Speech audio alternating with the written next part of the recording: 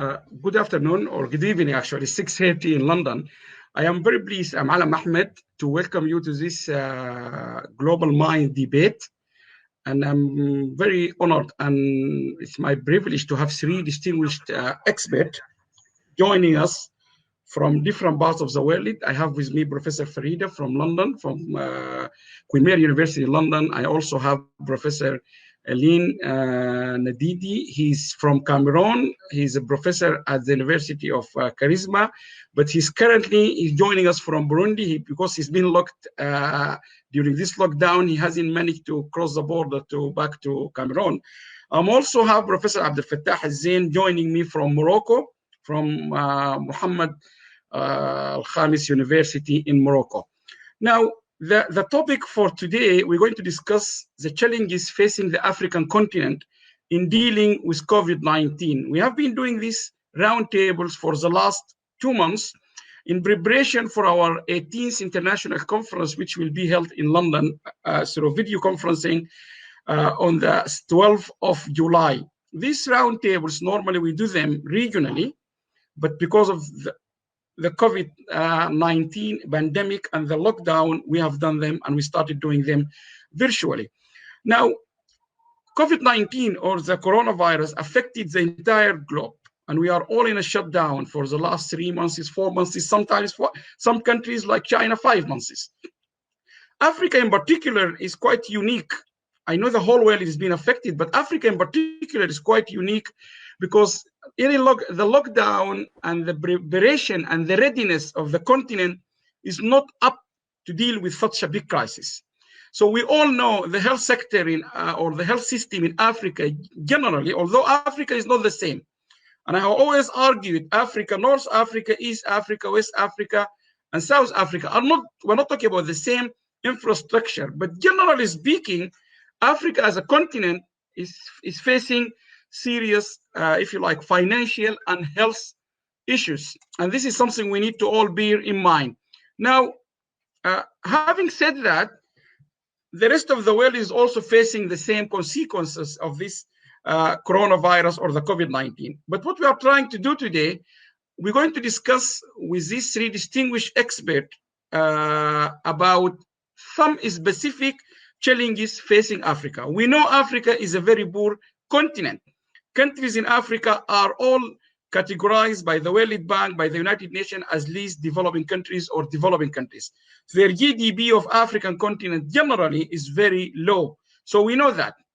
And the lockdown, one of the consequences of the lockdown here in the UK, for example, or in OECD's countries, like our Prime Minister said them twice, now we are in the second phase of facing a second, if you like, in the second phase, we are facing two challenges. One of them is health. By locking people in their houses, this will affect their health, apart from the coronavirus, of course. But at the same time, it's economically very challenging. This is the two things now we are facing in the UK. And the most important thing I would like my guest going to be sharing as well, or to highlight on them, Africa is also unique in the sense that Africans have been all the time, since I was born in Africa, we used to go to the market to buy our daily shoppings. We are not used to refrigerators. We are not used to shopping or to delivery.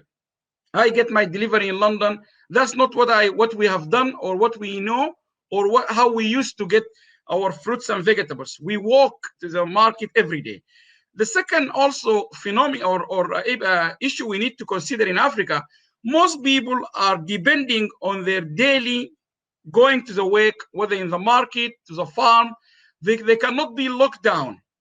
Many people, they say to you, okay, I will stay at home.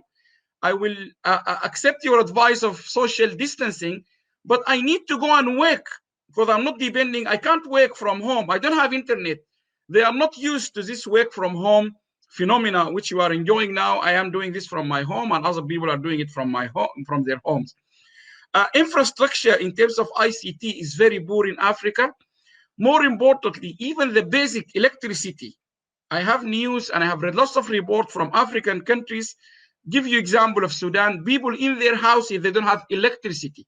So Africa is facing lots of challenges. What we are aiming to listen to these three experts to give us their perspective, and is very good. One of them is a professor from a background of a medical field. She's a dentist.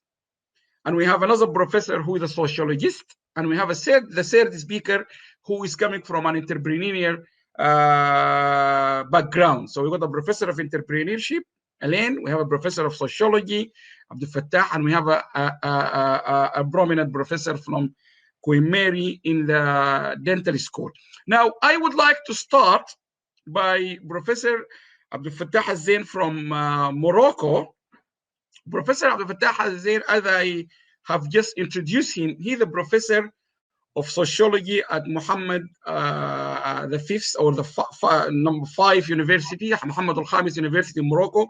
He's a distinguished professor in Africa, and he's well known within the continent, North Africa.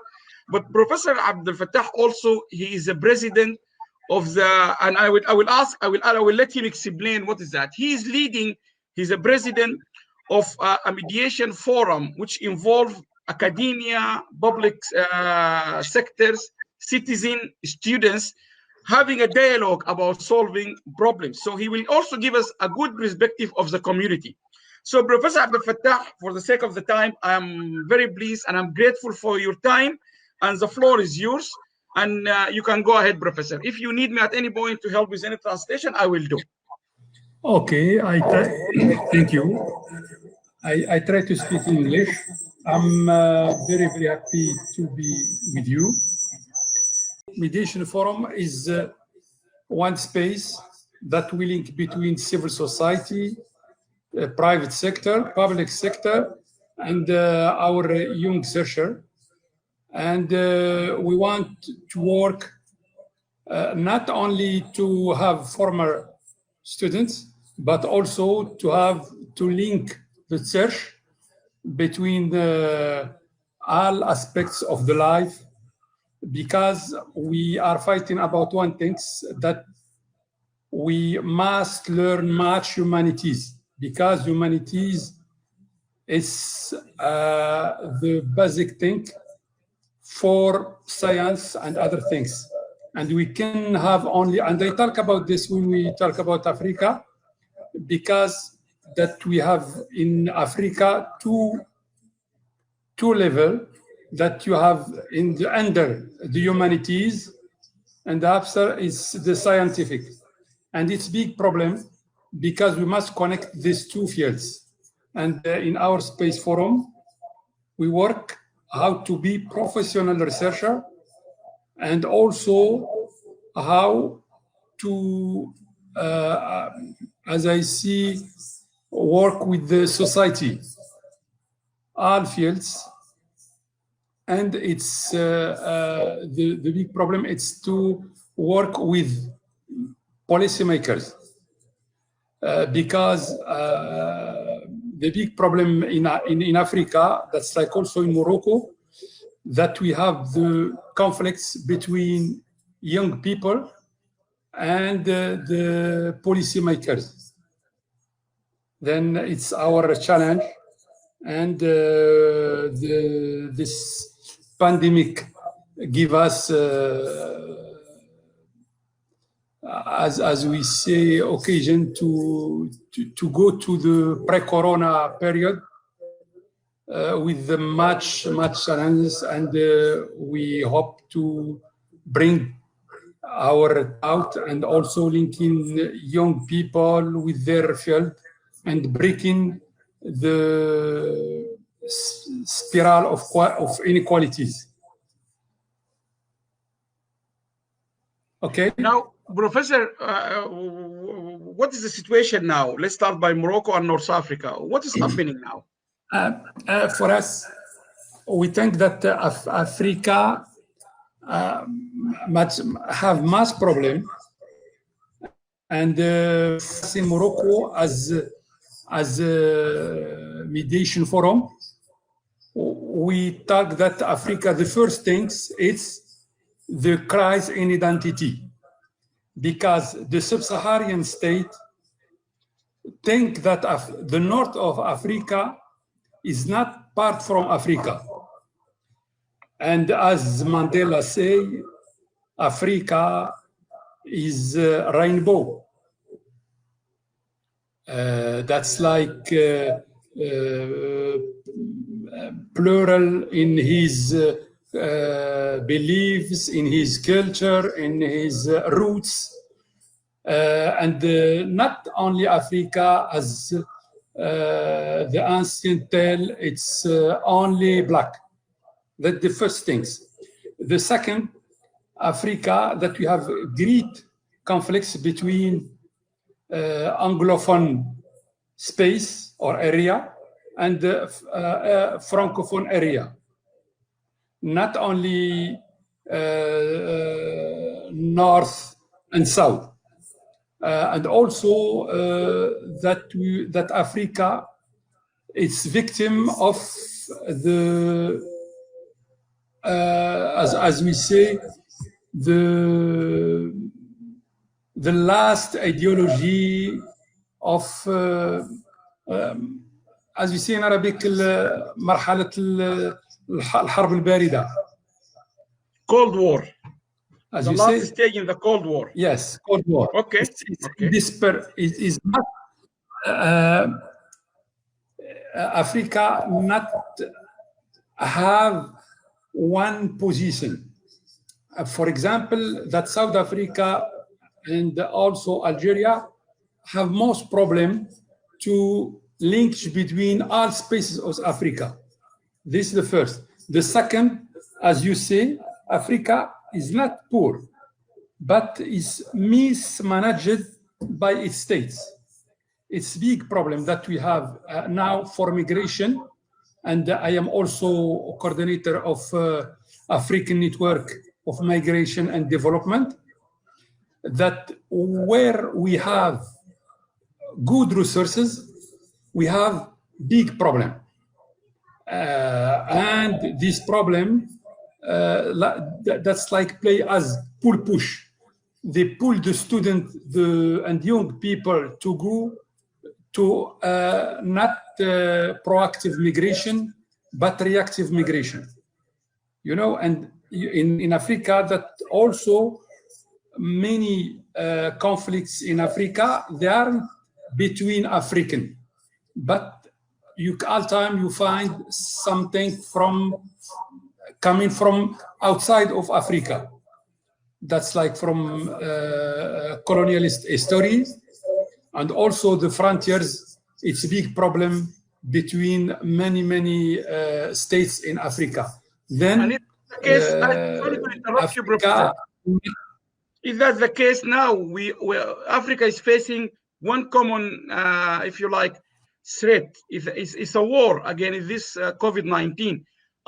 Do you see Africans are united? Do you see, for example, North Africa having joint effort, sharing resources? What do you see? Tell us, because we are not in Africa now. You are there. Are they changing their mindset? Are they differently? Now about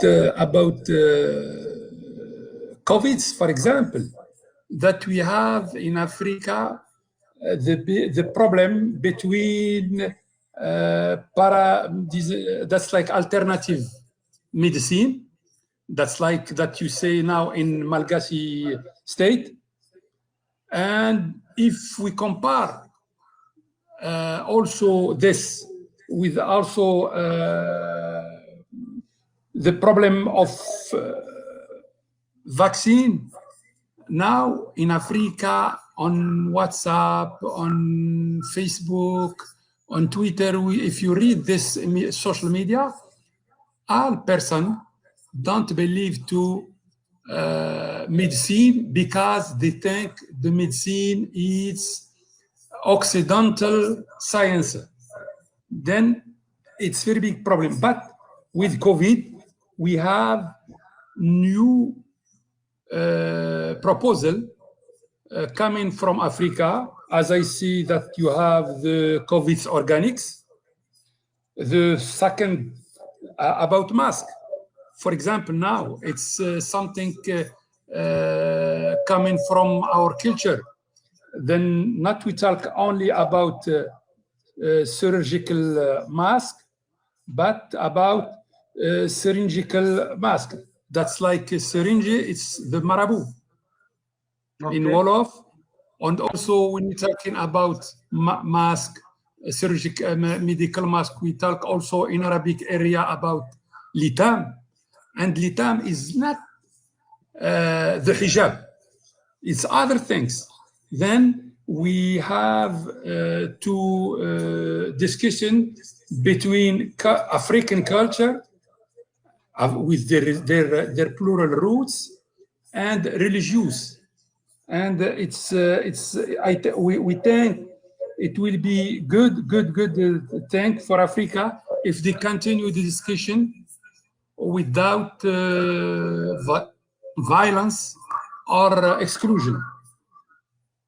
Then this about only the problem of COVID and culture. You said about the mask, they use this traditionally, they use it, or in Africa, or there's many. But are these African countries, or like say in North Africa, they are not facing the problems of shortage of equipment, ventilators? You know, ventilators are the big issue in Africa as far as we have read reports. What is the situation? Are there enough ventilators for example, in North Africa? What is your idea on this? You can repeat, please. I don't hear. You know, like medical equipments, like ventilators. You know the ventilators? Yes. What is the situation? As far as we know, these are quite expensive items. They are not much available in Africa. I was listening to a Sudanese doctor one day. He said there is only 80 in Sudan. I don't know whether it's correct or not, or they're in hundreds, not in thousands. No. Even here in the UK, this is one of our major challenge. But given that the continent is not a very, is not in a very good economic situation, do you see where is the problem? Do you see this problem in Africa in general in dealing with this COVID, because it's still coming high in Africa now? I think about ventilator that we talk, for example, in Morocco, that we can made it in Morocco, and we have some examples that they are working about this. But about in this COVID, not only we have this alternative medicine, but also in official medicine that the World Health Organization do, that we have many laboratory working. But as we say, the big problem for Africa, it's also about human resources. For example, I talk about Monsef Slaoui, who is the responsible of vaccine in USA. And also, if we talk about France, that you have the Professor Raoult, have many African researchers. And the big problem in Africa, it's the brain drain. And now we are working in our African network of migration and development about how cheating the brain gain, because we have many human resources, they are scientific, but the big problem that they haven't platform in Africa, they haven't good politics, because as I see, Africa is mismanaged by its state and its political powers. Okay, Professor, that's a very good point. I will come back to this point, because even here last night we had this debate in our own BBC about countries like the UK taking the best of doctors and nurses from Africa, or for example, and they are being used or utilized here in our NHS services. I have heard the Saudi government is going to recruit 1,700 doctors from Sudan. So the continent is being stripped from its medical staff. I will come to this point, Professor, if you allow me to introduce Professor Farida, and I will come back to you. Stay with us, and I will come back to you, okay? Professor Farida, thank you very much for your time and for giving us the opportunity to listen to you have a wealth of experience. And by the way, for all the viewers, all these CVs of those people are available in the website. But Professor Farida, you have a wealth of experience You have the loss of weight. You are so much connected with Africa, particularly South Africa and West Africa now, and you have lots of initiative. And in addition to your medical background and your top on your field, you also have talked a lot. I have listened to you about community, the role of community, understanding, culture, and so on. So I'm giving you the floor. Share with us your perspective on the challenges you think Africa is more specific, is more unique in facing them compared to us here in Europe or your other international experience. So the floor is yours, Professor. Go ahead. Okay, my name is Farida Fortune, and I have a background in health and health education. I'm both a doctor and a dentist and an educator. And I've really been working in Africa for the past 20 years, trying to find local innovative changes that are useful at community levels. And actually I was in Kenya in January and just came back to London in time for Corona and the huge impact it had everywhere in the world. So this is so different. It's a war that is unseen against us, and actually for a while we were totally powerless. And I wouldn't say that this is in Africa or anywhere, just powerless to do anything. And I think what this is, it's a huge challenge. And as Professor Fattah said about the infrastructure in Africa, and I wouldn't say that it's been stripped. Actually, it never had the chance to put the infrastructure in place.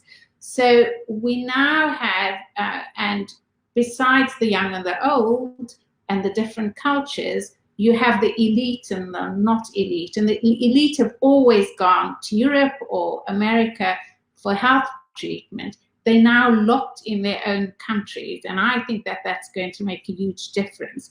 I think although this is such an enormous challenge, that Africa actually is a continent of young people.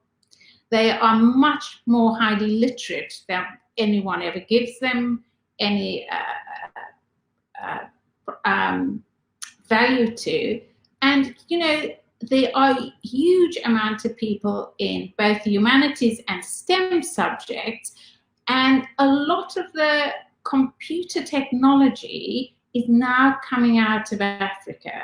And if you look in Kenya, the enormous amount of work that has come from there. So I come with a different perspective, because I think post-COVID, the world will be looking at Africa in a totally different way. The reason for this is that all the measures that have to be put in place actually have no bearing on the local man in Africa. So if you want to do hand washing techniques, well, how can you wash your hands when there's no water? When there's one borehole and 6,000 people have to use the water, there's no way you can wash your hands. You have to start innovating and thinking totally differently. What about social distancing? When I was talking to a local community in London, the concept was bizarre. And people didn't understand what it was, but you can make them understand. Actually, if you're poor, you can't practice social distancing at all. Because if there's 6 of you living under a plastic bag, okay, you're face to face. And I know in Nigeria, there's a big block, and the block's actually called face to face, because there's so many people in there that they literally face to face all day, no social distancing. So quite a lot of what you have to do, there's no ventilators, okay? Do you need ventilators? We tell people they need ventilators, and so you spend most of your economy, all right, more than you spent for the last 20 years on your local hospital buying one machine, which post-COVID are you going to use? Can you use it during COVID? And so I think what's coming from Africa, and from my point of view and from the communities, that people are actually doing things differently and doing them very well. And so in London, where we didn't have enough PPE and we were totally dependent on getting it from outside, if you were in Africa, so in Zimbabwe, the local women made their own masks. 4 women made 4,500 masks in less than 3 weeks. And here we are sitting in London, we're waiting for our supplies to come. So that's actually a lesson from Africa. You're looking for a visor to protect you. What do? We wait to have it made for us. What are they doing in some of the African countries? They're making goggles out of the Coke bottles. And actually they're very good because they're round. You don't get any splashes or anything coming in from the side. And actually, all you need to do is to take some acetate paper and put a band around it, and you got a very good visor. And you haven't spent £10,000 to do it. So what I see is a young population, strong community. There's social, I think people forget, and I think Prof. Fattah was talking about this, about community and learning in community and the science of the culture of community and sociality of people. And then, you know, when you have people who are poor, they are much more self-reliant. When you don't have, you make do. And I think that that's a huge strength again, that's from Africa, that can be retaught to both America and to Europe. And there's been so many disasters in Africa. For the man in the street, the man in the shanty town, the man in the migrant camp, this is just another one. It's not anything huge. It's just another one of those huge hitters that they have almost every day of their lives. And so I think from that point of view, we have to start looking. And I think what a lot of Africa are doing now is looking and seeing what they can do, what they can implement, and use this as an opportunity to get their governments to invest in them and to invest locally, and don't keep on looking outside. Now, Farida, this is very interesting. I don't want to interrupt you. I'll let you continue, but you mentioned, I wrote down here, social distancing is impossible or very difficult when you are poor. And I think that's quite a strong statement. I mean, does that mean social distance is not going to work in Africa? Although that we are socially distancing people in South Africa, in Sudan, in all African countries, all countries, people are in lockdown, although they are struggling and they still go to the street. But what can you elaborate on this? Yeah. And continue, please. If you go home at night, right, you might be working in a hotel, say in Nairobi or Cape Town or Cairo. Everyone's social distancing, you can do it. When you go home to that tenement block or that shack or the shanty towns, is it possible? No. No. So you're paying lip service, you're doing one thing outside, but people aren't looking or making a difference in how people live their lives so that that can be probable.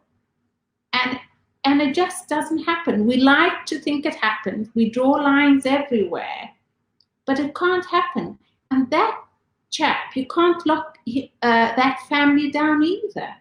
Because if you don't work, you don't eat. And that's a simple fact. If you're the north of Africa, if you're the south of Africa, as you know, I always say, you have as good in anywhere in Africa as you have in London or New York, but you have worse, okay, than those places. So where we have not, and I'm talking as an African, where we have not invested in people, we have not invested in our health system, we have not invested in the infrastructure, we've borrowed billions from the International Monetary Fund, and that costs a lot of money paying back. We never ever have the resource to invest in people themselves. So I can come from London and say, you know what, I want you to social distance, I want you to shield. That person doesn't know what it means. If I had said to them, they have no idea. And our local community, I work in a very, very poor area around this university. The area is very poor. People didn't understand it either. And it's taken a lot to get them to social distance. But as I say, if you're then in a shack or under a plastic mat, it is impossible to do it. Okay, and then Farida, if I ask you, Professor, because this is what people expect us in academia to provide answers. This is one of the criticism always we receive. Now, I'm not saying it is a critique for us, but generally academia is being told we must be. Now, this is a situation in Africa is very poor. Social distancing is very difficult. You mentioned the cultural aspect. Abdelfattah also mentioned the same thing about the cultural aspect. To what extent do you see the cultural aspect? I will come back to Professor Abdelfattah as well. Can help or not help? Because, for example, I give you some images I have seen from Africa, but more from Sudan. I have seen lots of pictures and videos from Sudan. People still go and hug each other. They eat together. They go to, if they have a death in the family, all of them, they come. These are quite completely, again, in the social distancing, okay? Now, what can you offer to government, to policy, to Minister of Health? They're struggling now. What can they do? The education level is very low in these countries. People that are not listening. What can you advise them? Okay, and I would take a point with you, because we see education in a very sort of Western sense, you know, you go to school, you go to university. And I would say, I would give you one example. When they had Ebola, so we had quite a lot of information coming from inside into Liberia, into the countries around there, saying, this is what you've got to do. However, we run a group here in London, and with quite a lot of diaspora, and it turned out that the WHO document is 110 pages. So if you have 110 pages, how am I, at the work coalface, going to understand that? What we did was try and make it into a 10-page, understandable, culturally sensitive, and put it back in the community. When things happen, communities are aware and they learn. They have old learning to act as a resource. And if you take their cultural learning, their social learning, and you put your resource in a way that people can understand, then that's where the learning will come. And so what happened then is people learned, and one of the doctors from Sierra Leone was saying that when the WHO went, they took everything. There wasn't anything left. So no resource was left. The only resource that was left, what the people had learned from what Ebola had done to them. And now with COVID, a lot of that learning has come back. So that social science type learning is very, very important. So I think it's really important. We can have these broad international statements. You have to make it appropriate for the people who it affects. And Farida, just one thing before I go to Abdelfattah, Professor Abdelfattah. Farida, Professor Abdelfattah mentioned something earlier about culture, also to do with the culture. He's a sociologist. He said many people in Africa, and we all know that, they don't believe in, if you like, the orthodox of the medications which comes from the doctors, but rather their natural medications and so on and so on. Do you see any evidence from your research, from your knowledge, your connection with Africa, that is still being the case when it comes to this COVID? Are they all still? I heard it in a couple of places. You do this even in London here. I know some of the from the diaspora. They seek some Sudanese traditional medicines. Do you see, I mean, do you have anything to offer here? I know it might not be your specific specialty, but if you have anything, can you comment on this? Well, I think that we all have something to offer, okay? And if you think that the basis of medical science and our medical textbooks, you know, came from Europe, from a very sort of Middle Eastern background a long time ago, it's still the basis of it. What I am arguing for, I don't think anyone has the all right and anyone is the all wrong, because I'm saying within those cultural norms are pearls that we should be using. And within the Western norms, there are wisdoms that you can be taking over into the communities. And as I say, that if you look at Zimbabwe, where they all wearing masks, they made the masks themselves. They all adapted Coke bottles to wear goggles. So there's an adaptation and a learning. And I think, you know, we've spent years saying this is right and this is wrong. Actually both have quite a lot to offer each other. And I think we actually have to listen to people and listen to local people, and they have a wisdom which I think sometimes we don't. And you know how we are struggling with COVID. You have more deaths in America than you have in Africa. Yeah. You know, you have more deaths, say, in a small country than you have in a huge, huge continent. So what is it that you're doing right and I'm doing right, and can we put it together? And I think, you know, that's what I'm saying. I'm really optimistic because I think at the end of this, all right, Africa would have contributed. We just have to have confidence in the voice that we put forward. Okay, excellent. That's very positive comment. Now, Professor Abdelfattah, let me come back to you. I have we need to discuss this diaspora issue, but before we come to the migration, now, to what extent you have touched on this, and I think you'll come back to you on the cultural aspects.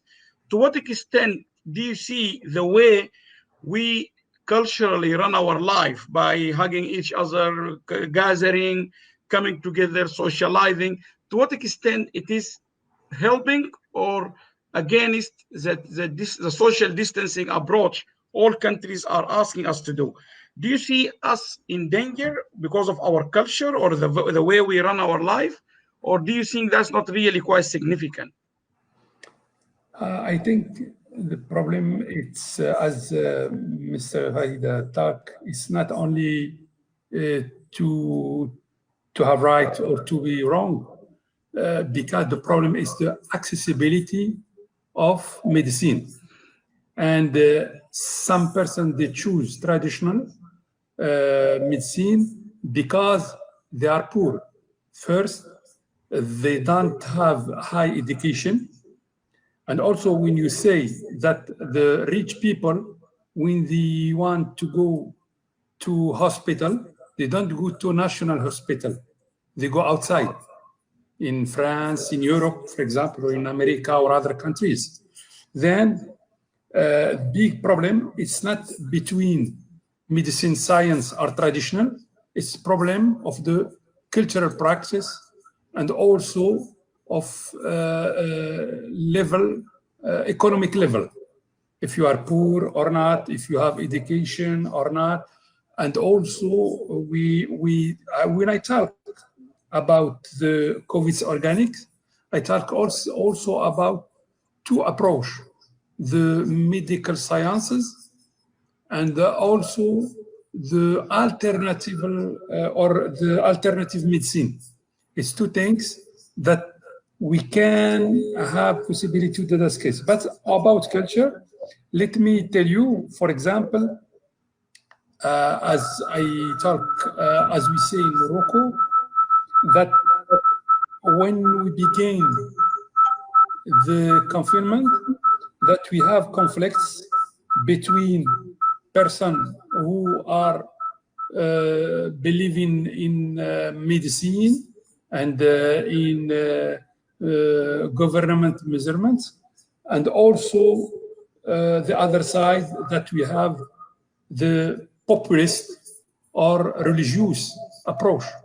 Then it's the conflicts about the confinement, but it's political conflicts between some persons saying that science can do something for us and we must believe to science, and other don't want, then like Islamists or others. Okay, then this is the first. The second, that we have also many conflicts between populist movements of all tendencies and political authorities. And we say that the big problem, it's not only education, but also poverty, and also the conflicts between movements who can have to be, then let me tell you that the conflicts about the leadership for the political movements in Africa. And this is a big problem because some persons that want to have political conflicts in the area of the public health. And this is a big problem that we can find that, for example, that's like, let me tell you, in Brasilia, it's the same thing that we say in Africa, that we are with power because it's populist, or we are with these things because we are populist, but we want to fight this thing on religion or beliefs. Then it's a big problem. But we think that the pre-COVID period, it will be good because many people believe in science, in medicine, and they ask about their right to have for health, for education, and these good things. But the offer of our governments, I just see the discussion in New York Institute between 4 African leaders, and I am not very happy because they don't believe to their African potentialities. And we must believe for us, because in Corona, in this period, that we say that any state fight for his salute, for his security. We say many things, many words about mask, about vaccine, about drugs, and we must do something for us. And in this time, in Morocco, for example, and in Africa, we say that the proposal of Moroccan state through the proposal king, like to have one health African organization, I think it's a very good proposal, and we must work about this. That's give us the independence about health, and many discussion and partnership around this question. Okay, Abdelfattah, if I ask you again, this is the question again, which you started earlier about migration, because you said this is something of the areas you've been researching and you have lots of experience with. Now, there have been, last night in our BBC, we have a program on BBC about doctors from Sudan, from Africa, from Morocco. I would assume Moroccans, North African, they go to France more than the UK. But Nigerian, South African, Ghanaian, Egyptian, lots of doctors in our health services here in the UK are from Africa. And they, for example, I said to you, I have read in the news, the Saudi Arabian government is recruiting quickly around 1,700 doctors from Sudan to go to Saudi Arabia. We also know that lots of our nurses here coming from Zimbabwe and South Africa and so on. To what extent you as an African, you see that, because you talked about human capital, and Africa's main issue challenge is human capital. Even the best human capital we produce, we don't, if you like, cultivate the benefit from them in terms of us, of them working in the field. Yes, I know those migrants, they travel to the UK, to France, to Germany, to Gulf states, and they do support their family financially, and they learn and they advance their knowledge. But right now, we don't have enough doctors in Africa. We don't have nurses. What is your perspective here, or what can Africa do or does in the future, so we can at least make sure we are not going to run short of doctors at some point? You know, I was in the GCMD, the Global Forum on Immigration and Development, and I be in many forums, and we build one African network of migration and development. But the big problem that we have, as I tell you in the first time, that the conflicts between Anglophone Africans and Francophone Africans is the first. The second, that you have a big problem that we don't have idea that Africa is rainbow, and it's a big problem. Africa is not only black, and it's not only also products of colonialism. Because when, for example, Morocco asking to integrate CDAO, many intellectuals talking about the period of colonialism. It's a new colonialism, but Africa must work hard. And also we have big problem between many areas, the south and the north. And also, as I see, the problem of frontiers. Then the migration in Africa, it's not migration outside from Africa, but it's migration much in Africa. But the problem, it's between the regions. When we talk about CDAO, for example, Maghreb is not working because they have the conflicts between Morocco and Algeria. It's the same, for example, in one time in CDAO between Mauritania and Senegal. And also, when you say the South Africa, what he's doing as politics with migrants, it's xenophobia, it's racism. That's like many things. Then, but all problem of migration, we see it with Europe. And also, when we're talking about migration, we want to have proactive migration and not reactive migration. As I tell you, now the reactive migration is very high.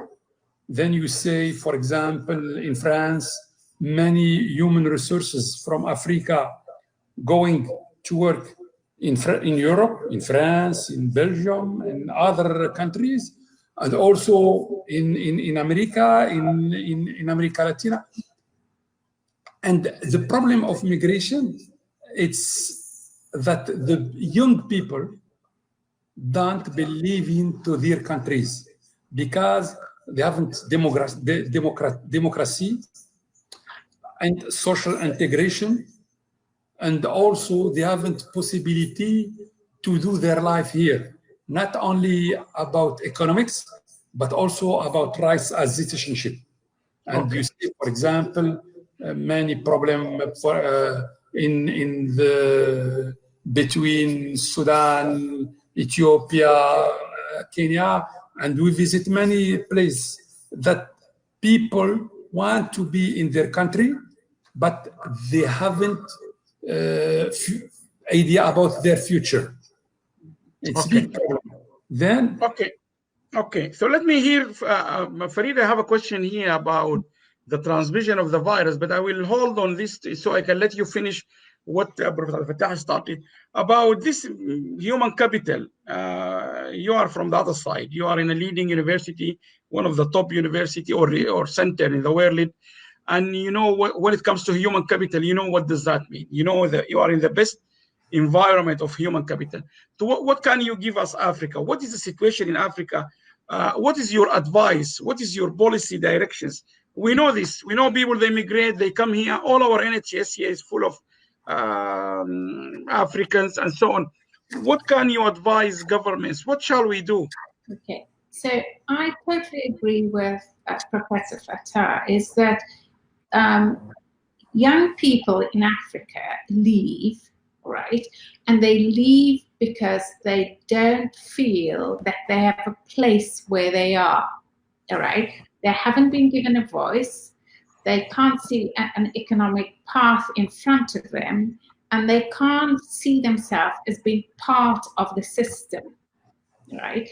And so they leave. And I think that is right. There's much more migration inside Africa than the migration going outside of Africa.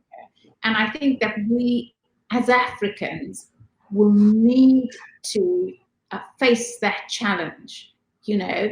And I think the example of Mandela, you know, the Rainbow Nation, is very difficult for Africans because there is so many culturally bound views, right? And I think a lot of those views became entrenched with colonialism. A lot of things have been taken away from people where they see value in themselves. So if you take someone's unconscious bias, and there are lots of white people and lots of black people, okay? Someone from Europe and someone from Africa. They will still, even the African, will think that the white person has more value than they have. So you need to start changing the narrative of how you treat people, how you engage young people, how you engage your communities, so you can build this platform where you have people see value. And you've got to take your money and invest it in your own country, invest it in your own health service, invest it in your own education. I think the president in Ghana in 2017, when Macron was visiting, he said, how come we're 60 years post-independence and we're still dependent on you giving us money for our education? How have we got into such a mindset where we think we can't do it? And I think we have to change that.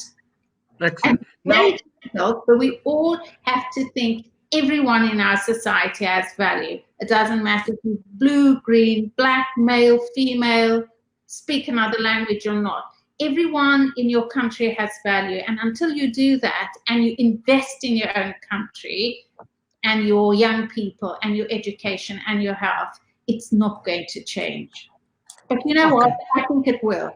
I think this virus and the situation, everyone is now the same. You can't go to Europe, use your own health service. You know, get treated here. You can't get what you got in your private room in London, right? That's what happens to the man down the road. He can't get anything. So the socioeconomic basis of the mass of people has to change. And we can change it. Farida, the question here, very technical, so I have to give it to you.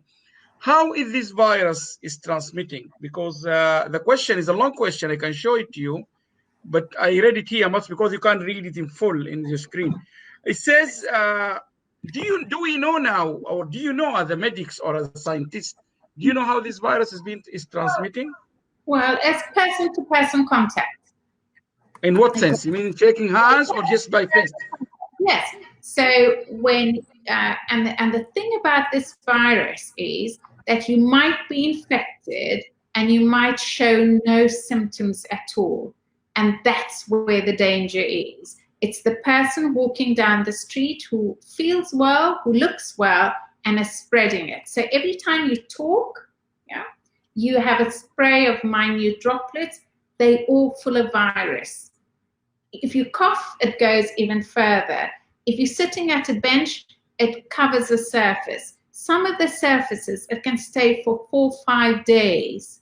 So you can see how infectious it can be. So it is very important to wipe down surfaces, keep everything clean, and keep yourself clean. Whether you're poor or rich, cleanliness is next to godliness. So that's really important. It is highly infectious. How is the government is taking steps? This is Himavasi. She is a professor in Oman.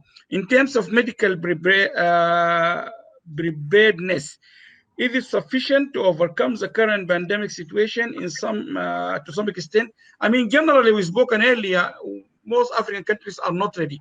But Professor Abdelfattah, do you know of any, what is your perspective here? Do you think African countries are ready, or how well they are prepared? I mean, we know generally they were not, but what do you think? I think that now we have big problem between to talk, to give idea, and doing or putting politics. It's great difference. And also in Africa that we have, for example, now, as we say, المنطقة الحرة للتبادل, SLEC. This SLEC, we have much, we hear about it, but when we say in many regions, for example, SADC, CEDAW, Maghreb, they don't function. They don't function. They have many problems.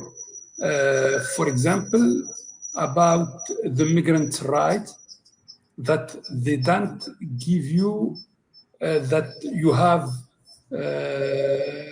many guarantees in the law. For example, we have Maghreb, between Morocco and Tunisia and Algeria and Mauritania, you can have the same situation that you have in the Maghreb Charter. This big problem.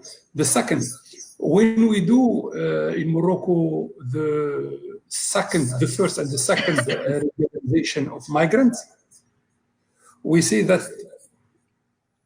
it's a very big problem that the migrant from sub-Saharan area, their level of instruction, it's very high than Moroccan migrant to Europe. You know, it's paradox. But in Morocco, that the brain drain is very high. Then the problem is the public policies. It's not only a problem of, as we say it, it's the problem of the globalization. Okay. And also the relation between the North and the South. For example, when I hear, for example, Kenyatta, Ouattara, Youssoufou, and Macky Sall talking in speech with the New York Forum Institute, that like not person or responsible having African vision. They talk about something. For me, it's very, very old. And to talk about, to integrate you, to see, this it's not only talk, it's not speech. They must put on the political publics and give in for youth people the occasion to integrate not only the markets, but to be citizenship, to integrate the area policies, to be leaders. I know in many civil society in Africa, they can be leaders. For example, why they're not, Professor, this is a good question. Since you started, sorry to interrupt you. We all believe in youth, and Farida said that. I said that. You said that. Many people, even Olivia just said that now. Why, in African context, we are not giving this youngest generation the opportunity to take leadership? Why we are not giving them that opportunity? Why we are depriving them? Take the example of Sudan. This revolution or this whole is all led by youngest. But if you look at the situation now, they are not there. They are not leading now.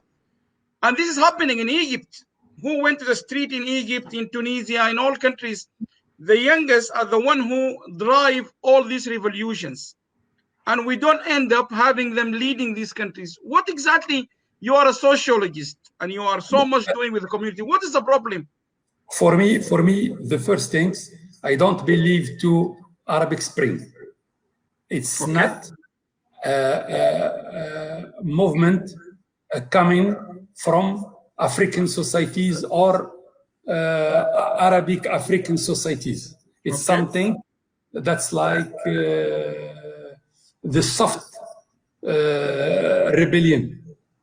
But the good things that we have in Africa, we must hear to the young people, and we have the keys to work very good if we let the young people also giving not human rights, but also women rights, because this big problem in Africa. And we say, for example, in sub-Saharan migrant in Morocco, that many women having a high level of instruction, but don't have an occasion to integrate not only the market, but also to be active in society.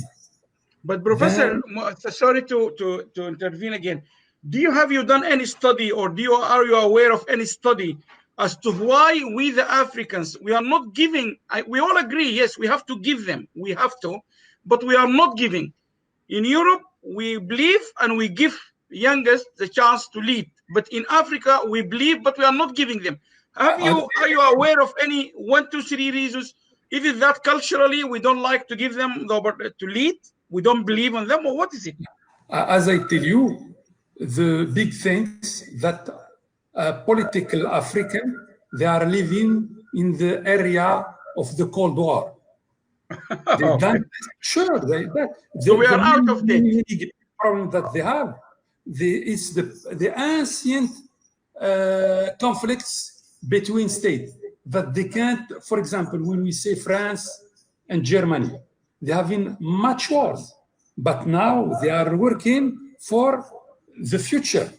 The same, for example, for Morocco and Algeria, in the area of Cameroon, of RDC, and many places. Then the big problem that the ideology of the political makers, the policy makers, and the responsible, it's that they reflecting the problem of Africa with ideology of Cold War. This is the first. The second, that they don't liberate themselves from the colonial paternalism.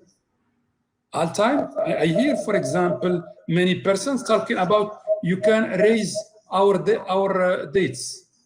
يعني اسمحوا لنا الديون. It's not why you have the indictment and you don't use it good. Then if you are true and you're political and you are agree with your people, you must go. You don't be in your government. You know, it's a big problem. The problem of Africa is this. and also as I see that when you have resources, you have high level of migration. For example, you can go for RDC, for Sudan. Or then we talk, when I am young people, I hear the Sudan, it's the Arabic and African kitchen that we can have to eat, because but the Sudan that can give to eating for their people. It's very big problem. Their people are starving, yes. Now, Professor, sorry, Farida, now Abdelfattah said we in the Africa, or the African mindset is still, or sorry to use the word, out of date. We are still in the Cold War era of patriotism, and we are not up to date. But this COVID is a real thing. We have deaths, we have people dying as we speak. They have seen them by their eyes. In Africa, they died. What is your policy prescription now? Just let's focus on this COVID now. What can you tell them? We know what the situation. Yes, go ahead. COVID will make the difference, because the people at the coalface are the young people. And I heard a young Somali doctor saying, I have such hope, she said, because this is the first time they are listening to us. You can make a political statement, but actually doing things to make a change. So I think the young people who are working at the coalface, the governments now are listening to them. They have to listen to them, because they themselves do not know what to do. And I think if you look at Somalia, where they didn't have any hospitals of their own, with the young people working, having lots more ideas, innovation, using your own, it is actually making a difference. And that's why I say I have much more hope than anyone else, because I think after this, the whole paradigm would have changed, all right? We will start thinking differently. And it takes something like this, a huge revolution. And this is a big revolution, and we haven't yet got our heads around it, where when we come out of it, okay, there will be a total difference. And people will be taking notice, and young people will be in the driving seat. I have no doubt about it.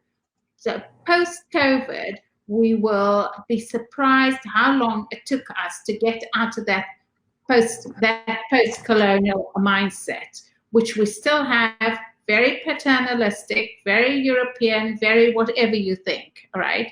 But I think it is changing. Not I think, on the ground, it is changing. And there will be no going back this time. You can say, we had this in Sudan, and we're the young people. Look where they are. They are now making the change on the ground. And it is towards them that people will be looking. And I say I'm much more positive than everyone else, because I do think that we'll come out of this saying, you know what? Our own health, our own education, that's the thing that's important. That's where the money needs to go into. And, you know, it has to be spread a lot more evenly within our society. Now, Farida, just maybe take you back to the question. Is there any particular country or countries out of the whole continent you think they have been dealing well, reasonably prepared for this COVID, and you feel they are producing results in terms of helping their countries? Yes, we can't say Africa, because there's 54 countries. Yeah. If you look, South Africa closed its border really easy. They did, you know, and they did hand cleansing, masks and things really, and that has made a difference, right? They can do it. They have a much more sort of populist society where it's very top down. It always has been in apartheid, and you can still do it. And then other countries where one thinks they're not doing anything, they have. Because although the governments aren't doing anything, the communities are. So if you look at the death rates, they're not as high as we expected. Yeah. Yeah. So about 2,000 in the whole of Africa. as opposed to if you look in comparison just to the UK or to the US. Having said all of that, we don't know if we're at the tail or the top of the curve in a lot of African countries. But I think, you know, even for Ebola, where they had Ebola in Nigeria and only 20 people got it and 5 died, it's because they had really strong public health policies which were culturally and socially appropriate. And when you do that, you know, it makes a huge difference. And now, Farida, yeah, carry on, continue. Yeah, I think we all have a lot to learn, and just sort of things like saying shielding. What do people know shielding? But if you say quarantine, people know what it means, even in English, all right? So I think use the language for those people, for that country, and it will work. Now, Farida, 2 questions before you go, because I'm really sorry we have taken longer than we expected. 1 question, Farida. This has been going through the media here in the UK and all over the world. Hot weather, hot temperature will kill this virus, okay? Then there are some studies being published or released. They're saying, no, it doesn't have anything. In France, they said temperature doesn't.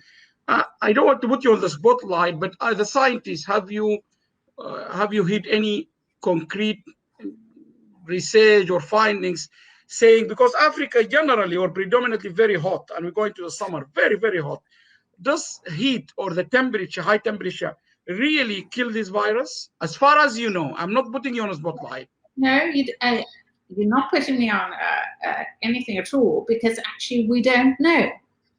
So still we don't know. The thing is, we don't know, and that's why this is our most powerful enemy. Not ourselves, not the North or South of Africa, or ever. This is the most powerful enemy, right? And we're learning as we're going along. We actually all need to take responsibility from the government down for looking after ourselves, looking after our families in this with this virus. I mean, it's awful. But to what extent that could be the reason behind the number of deaths in Africa is generally low compared to Europe? Is it because, like Mohamed here said it, which is also something going on in the media, because we have an aging population in Europe? Even at the university, we teach, when we talk about European Union, we say this is the curve clearly show we are getting this. We have a big aging population. If you just look to the UK, we're talking about 40,000 compared to Africa, just one country. Is that anything to do with the temperature? No, it's got to do with a whole load of demographic things, including they're much more young people in Africa, they're more resilient with disease, better immune systems. We've got a lot of elderly patients with comorbidities in Europe. Although there's a lot of infective comorbidities in Africa, that actually probably gives young people the ability and the resilience to fight the virus. However, we don't know in Africa if we're at the beginning of the curve or anywhere near the top. So we have to be even more careful. That's why I say, you know, this is our most powerful enemy. And if we as humans don't learn from each other during this, it will be our downfall. Okay, thank you, Farida. Let me just get a final word from Professor Abdelfattah. Professor Abdelfattah, you know, in Syria, I don't know the exact number. You might know the number, but there's lots of Muslim countries in Africa. Most of North Africa, Egypt, down to Sudan, going to Nigeria. Lots of Muslim African got quite a large population of Muslim people, and we're coming to the Eid, which is in 3 days. What can you advise if I give you this floor to give your final advice? I know many people are still not taking it seriously. I mean, Eid is a celebration. People, they go, families, kids play together. What is your advice? I earlier asked, we asked religious people, and they all said nothing changed. People should socially distancing themselves. But we are coming to a celebration. What can you say? What can you advise? Imagine all African Muslims are listening to you now. My advice, I'm the first, I'm African. Yes. And when I say I'm African, that not only to be Muslim or Arabic, when I say it's Africa, it's plural, because I must defend all characteristics of Africa. Okay. And when I say I'm African, I'm not only Muslim or Jewish or Christian. Or animist. I'm not only white or black. I am not only Arabic or Wolof. I am African. Then our continent, as I say, must change her mind, because now the North continue to say Africa is black. I am very happy that the Africa rainbow coming from the South, coming from Mandela, and we must work about this. But the new politics in South Africa, they aren't believing that Mandela saying Africa is rainbow. This is the first. The second, Africa must reflect not in conflicts between Morocco and Nigeria, Algeria, South Africa, say Europe. They forget all their ancient conflicts and they say for the future. Then Africa must say for the future. And our future also is our young people. They give us the first time African passport. We don't see it. They talk about it, but until now, it's a passport for free circulation in Africa, mobilizing, moving in Africa, or around the world. Also, now we talk about this, like this area, this free exchange in Africa, but we can talk about the free exchange if we don't talk about free moving. Okay, and now, when I see, not because I am Moroccan, when I see, and I go through Africa and I visit many migrants organization in Africa, and we have in 28 of this month one debates on Zoom, and we are discussing about what is our future as African in this world. Then we must believe first, if we are African, about Africa with all the roots. And also, we are talking, for example, about America Latina on roots African in America Latina. And we are talking also about migration in Europe and in other countries.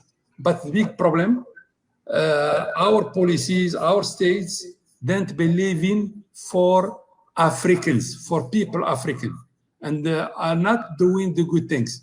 And that I hope that the period of pre-COVID can be much the dignity of African in their country, because African, they can have dignity outside if they haven't it in their countries and in their continents. This is the first. The second, solidarity.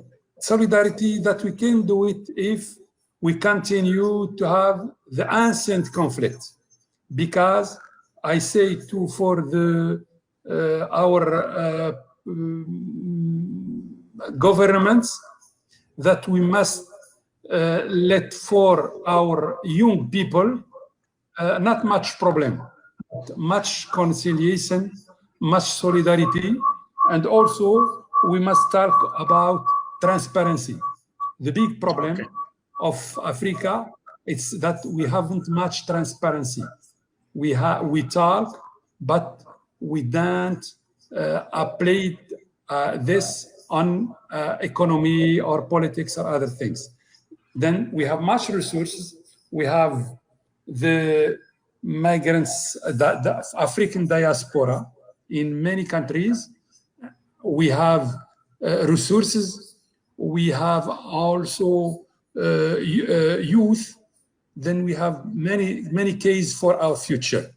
That the thing that we haven't the leadership, and Africa must have the good leadership, and we have good experiences, and also go to there for as something did realize hair drying. For example, now we have this proposition of African Health Organization. Why our states don't reflect about these things? Then, Africa must believe in Africa before believing for others. Okay, that's a very good concluding remark, Professor. Thank you very, very much. I do apologize to you and those who are following us. We couldn't answer all these questions. There's many questions, but we tried our best to try to get Professor Ezzine from Cameroon or Burundi. And this is one of the examples. We can't even get our colleague on the internet. He's struggling with the infrastructure there. Farida, thank you very, very much, Professor Farida. I can give you a final word if you want, quickly, Farida. Yes, a very final word, because I think about Eid is really important, right? And I think you should do at Eid exactly what the Prophet said. If you get the plague in one place, you stay there and you don't move. If you get it in your own place, you stay there and you don't move. If you get the plague in your own place, you pray in your house and not in the mosque, right? And I think that is really, really important. And if you think this is one Eid, it might be 2 Eids in your life, right, where you're not going out into the community, then you should take this as a religious duty, all right, to stay only with your family. Because remember, if you go out and you infect one person and that person dies, it's as though you are killing all humanity. All right? Yes. So please, I would say to everyone, Eid Mubarak, have a wonderful time and have very nice memories for an Eid that this year will be slightly different. Thank you very, very much, Farida. And that's a very good concluding remark. Abdelfattah said to you. Thank you. Professor Abdelfattah from Morocco, Professor Farida from London. Thank you so much. And Professor Ezzine from Burundi, I know you tried your best. We can witness that. We have seen you earlier, but this is what we can do. We're doing our best. I know it's a very difficult task, but we're doing our best to try to get people, because we really need people to talk to each other and we learn from them. Thank you very much, and I hope you have enjoyed and benefited from this. We will finish the video and we will upload it, and you can share it because it's going to be available to everyone. Thank you very, very much.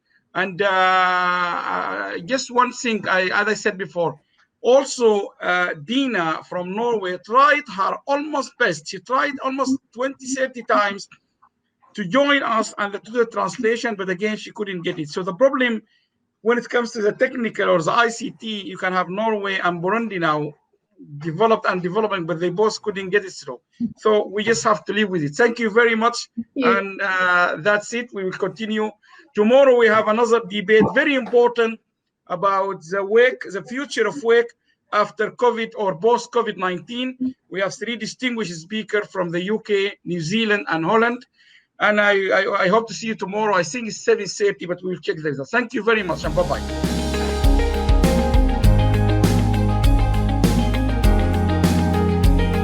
So please remember, if we all help and do a little bit, it will make a big difference.